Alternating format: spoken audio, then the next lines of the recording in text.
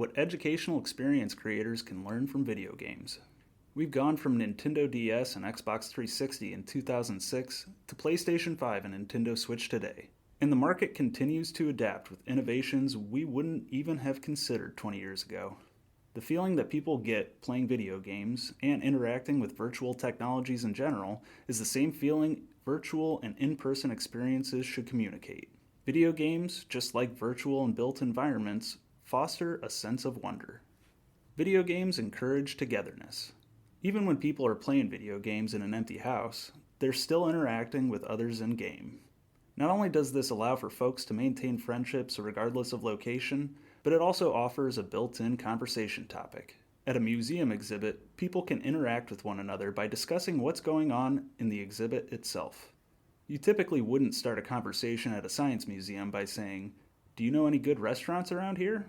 But if your child and another parent's child are interacting with a static electricity exhibit, you might make a comment about the exhibit to that individual.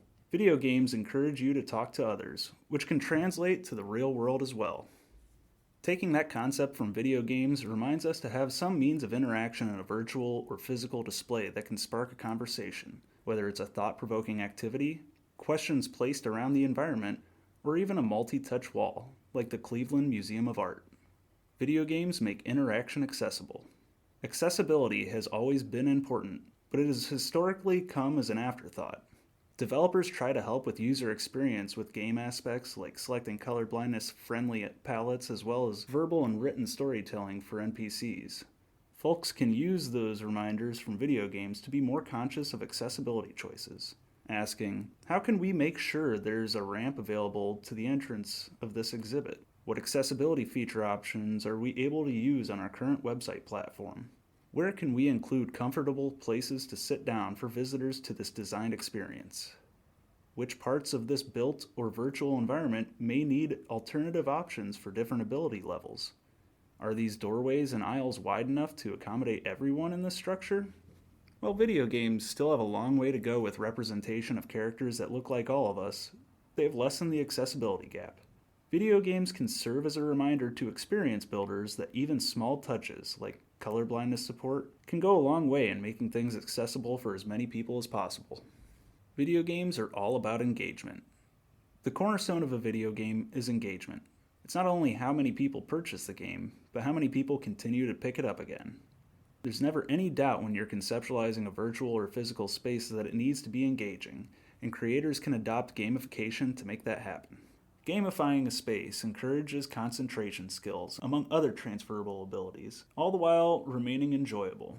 If a parent takes a child to an event where they can play educational games, their concentration levels in school may increase when they're learning about that topic. For example, the Music Factory at Milwaukee's Discovery World gamified song development by using color, light, and movement to assist visitors in composing a musical piece.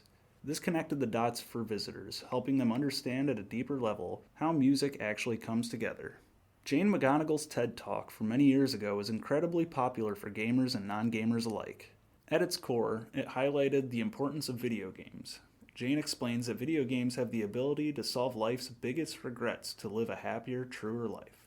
Through video games, people can express themselves in the way they feel internally. Likewise, virtual and in-person experiences should have that same goal, to offer a space where self-expression is encouraged, creativity is fueled, and curiosity continues beyond the space.